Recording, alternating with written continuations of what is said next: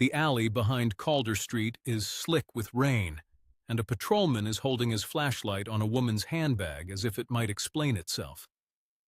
30 feet away, under the loading dock lamp, Lila Hale lies where no one expected to find her after an evening charity gala.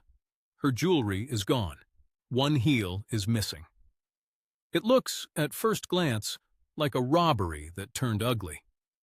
Then, private investigator Martin Voss steps under the police tape, looks once at the scene, and realizes the worst thing imaginable. Victor Hale has asked him to help find his wife's killer. He does not kneel. He does not need to. Martin already knows what the police have not yet noticed, that the clasp on the bag is turned inward exactly the way he left it in his haste, and that the body is too close to the wall, placed there by someone worried about headlights from the street. He keeps his hands in his coat pockets so no one sees them shake. Around him, officers begin asking routine questions, but one question is already closing in on him. Why would a grieving husband choose this man to guide the investigation? To understand how Martin Voss ended up investigating the woman he had killed, you have to rewind to late autumn of 1988 in the river city of Norhaven. It was the kind of place where newspaper headlines still mattered, and men like Victor Hale could shape elections, ruin businesses, and make their enemies disappear from polite society without ever raising their voices. People called him commanding. People who worked for him used a different word when he was out of earshot. Careful. Victor Hale was somewhere in his mid-50s, broad-shouldered, silver at the temples, and famous for folding his reading glasses with perfect precision before delivering bad news. He drove himself to the office every morning by the same route, never trusted chauffeurs, and believed routine was a form of discipline. Yet beneath that polished certainty sat a private humiliation. His paper was thriving, his influence intact, but his marriage had begun to move around him like furniture in a dark room. He suspected his wife was slipping out of reach, and what he wanted was not a divorce. He wanted proof. Lila Hale, by contrast, moved through rooms as though she refused to belong to them. She was a woman nearing 50 who wore dark gloves even in mild weather and had a habit of tapping her thumbnail against a crystal glass when she wanted a conversation to end. She chaired museum committees, attended benefits, and smiled exactly enough. Friends described her as elegant. Staff at the Hale residence said she was kinder than Victor, but harder to read. Looking back now, those descriptions were both true, and neither explained the loneliness that seemed to follow her through crowded rooms. Martin Voss was not a detective in the glamorous sense.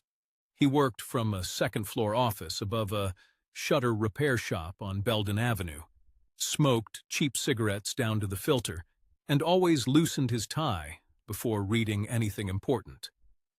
He had once been a police investigator, but that career ended after a complaint no one could fully prove and no one fully forgot. He looked reliable from a distance. Up close, there was something hurried about him, as if he were perpetually arriving late to his own life. Debt had a way of doing that. Victor hired Martin quietly, no written contract beyond a slim retainer, no office staff informed. He told Martin he wanted discretion above all else. Follow Lila for a week, confirm or dismiss the suspicion. Nothing theatrical, nothing that could reach the gossip pages of his own paper. At the time, no one thought to ask why a man with Victor Hale's resources chose a former police investigator with a clouded reputation. The answer, perhaps, was simple. Martin knew how to find dirt without leaving fingerprints on the request. For several evenings, Martin trailed Lila through Norhaven's upper circles. A museum board dinner, a florist on Danner Square, a quiet stop at St. Alder's Chapel, where she sometimes sat alone for 10 minutes without speaking to anyone. Then, on the fourth night, he watched her leave a hotel parking structure on Mercer Row with a man who was not her husband. The man was Daniel Reeve, a gallery consultant barely 30, known for expensive scarves and unpaid invoices. It was the kind of sight Martin had been paid to find. It should have ended there. Daniel Reeve was, on paper, an easy suspect for many things and an easy explanation for one. He charmed patrons, borrowed money, and seemed always one conversation away from reinvention. But the affair itself, once Martin confirmed it, was less fevered than Victor might have imagined. They met in borrowed spaces, spoke for long stretches, and parted separately. There was secrecy, yes, but there was also fatigue. This did not look like two people plotting escape. It looked like two people leaning on a fragile arrangement because their real lives had cornered them. Martin delivered the photographs and his report in person. Victor studied them in silence, glasses folded, jaw locked, and asked only a few practical questions. How often? How long? Was there any sign she meant to leave? Martin said no, not yet. That should have closed the matter. Instead, Victor paid the balance, thanked him, and said he would handle the rest privately. Martin walked out with enough money to calm his creditors for a month. But as he reached the sidewalk, another thought had already begun to move. Lila Hale had more to lose than Victor did. Within 2 days, Martin arranged to meet Lila alone in a borrowed office above a travel agency on Fenwick Street. He told her he had evidence Victor had not yet seen. That part was a lie. He suggested there were negatives, duplicates, details that could still be contained for a price. She listened without interrupting, one gloved hand resting on her purse. Then she stood, told him in a flat voice that he had misunderstood her completely, and walked toward the door. That was the first moment something truly went wrong. No one else was in the suite. The travel agent downstairs had gone home early. Martin moved to stop her, perhaps to frighten her, perhaps only to force one more conversation. We cannot know the exact sequence because the only two people in that room were him and Lila, and one of them never left alive. What investigators later reconstructed was ugly in its simplicity. There was a struggle. A lamp fell. Lila hit the floor hard enough not to rise again, and in the stunned silence after, Martin made the decision that sealed everything. He did not run. That is what makes this story so poisonous. He cleaned what he could, wrapped the scene inside a false narrative, and carried Lila out through the rear stairwell under cover of rain. Her jewelry and wallet disappeared. Her handbag was saved for later placement. By the time he abandoned her behind the loading dock on Calder Street, he had convinced himself the city would do the rest. Another woman robbed after dark. Another case blurred by weather, panic, and assumptions. But even staged chaos has seams, and Martin had never been as careful as he believed. The next morning, Norhaven woke to the kind of headline Victor Hale had spent a career assigning to other families. His wife had been found dead after leaving a benefit dinner. Police canvassed the district, and nearly everyone supplied something. A taxi driver remembered a woman in a dark coat near Mercer Row. A waitress insisted she had seen Lila arguing with a younger man. A doorman swore a tan sedan had circled the block twice. Every one of those details seemed useful. Not all of them were true. Detective Evelyn Cross took the lead for Norhaven Police. She was barely 40, wore sensible shoes with expensive suits, and had a habit of tapping ash into a coffee cup long after her cigarette was gone. Cross had recently returned from leave after her father's stroke, and colleagues mistook her reserve for detachment. It wasn't detachment. It was discipline, sharpened by exhaustion. She reviewed the scene photos and immediately disliked the robbery theory, though she could not yet say why. The missing jewelry was obvious. The arrangement of everything else was not. Victor Hale, pale and composed in the unnatural way grief sometimes presents itself, offered the department every resource his paper could spare. He also made a more personal request. Martin Voss, he said, had handled sensitive matters for him before and knew enough of Lila's recent schedule to be useful. Cross did not like outside help, especially from former police. But she knew Victor's influence, and she knew denying him on the first day could turn a homicide inquiry into a political circus. So Martin was allowed near the case, nearer than any killer should ever be. For a few days, the arrangement worked in Martin's favor. He steered attention toward Daniel Reeve without doing so too aggressively. Reeve had motive enough for gossip. Secret meetings, money problems, no clean explanation for his movements. Police searched his apartment and found overdue bills, cologne receipts, train stubs, and a coat witness descriptions almost matched. Almost. Reeve admitted the affair and denied everything else. He said Lila had ended it. He said he had not seen her the night she died. Was that the lie of a frightened lover, or simply the truth told by the wrong kind of man? Then Cross noticed something Martin had hoped no one would. Lila's handbag had been found too prominently, almost exhibited under the alley lamp, but there was no sign the contents had been scattered in a hurried theft. The clasp was shut when officers arrived. A mugger might grab jewelry, even a wallet. But why take time to close a purse? Looking back now, it seems like a tiny point. In that investigation, it was the first loose thread. Another inconsistency emerged from an almost forgettable witness.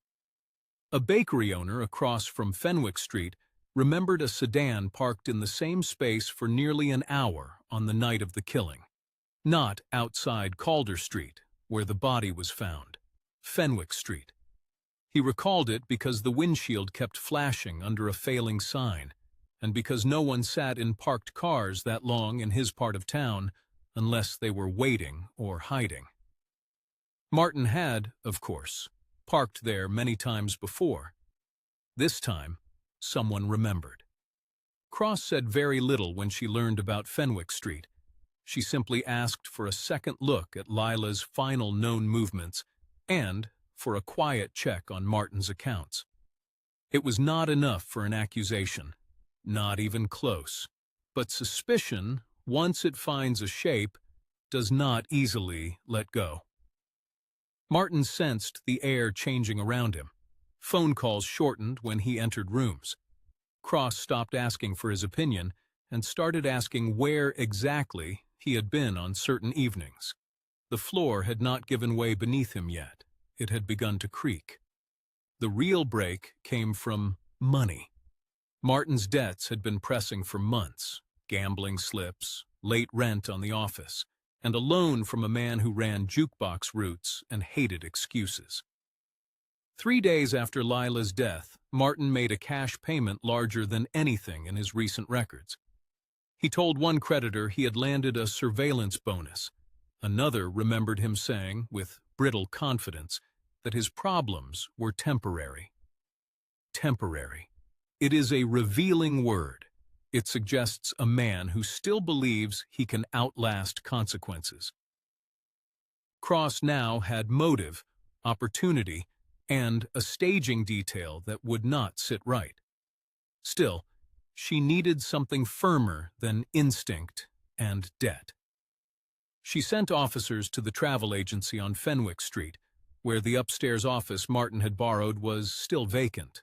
The owner, a woman named Corinne Vale, almost failed to mention the broken lamp because she had thrown it in storage. To her, it was just another damaged fixture.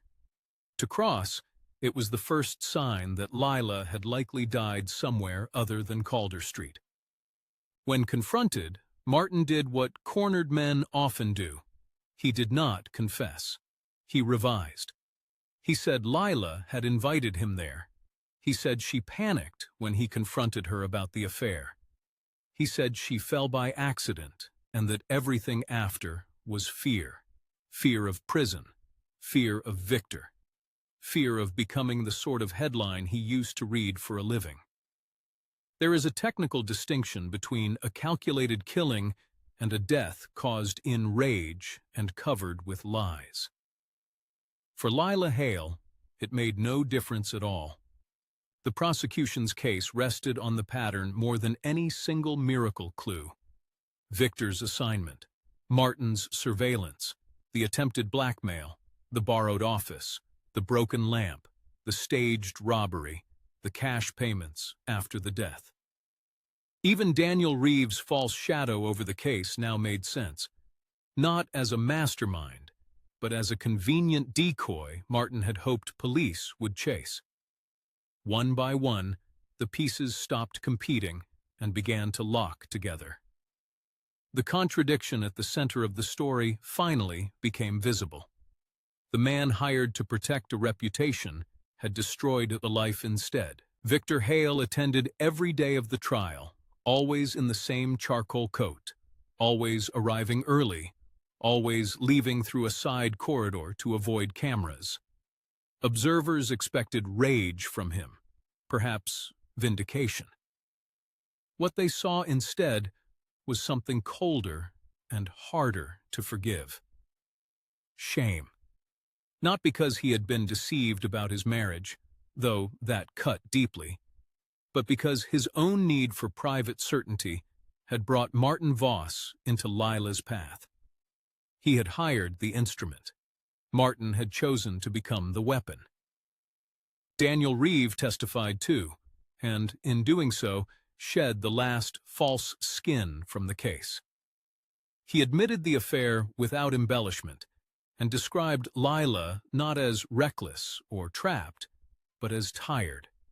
Tired of performance, tired of being watched, tired of living in rooms where every conversation sounded negotiated.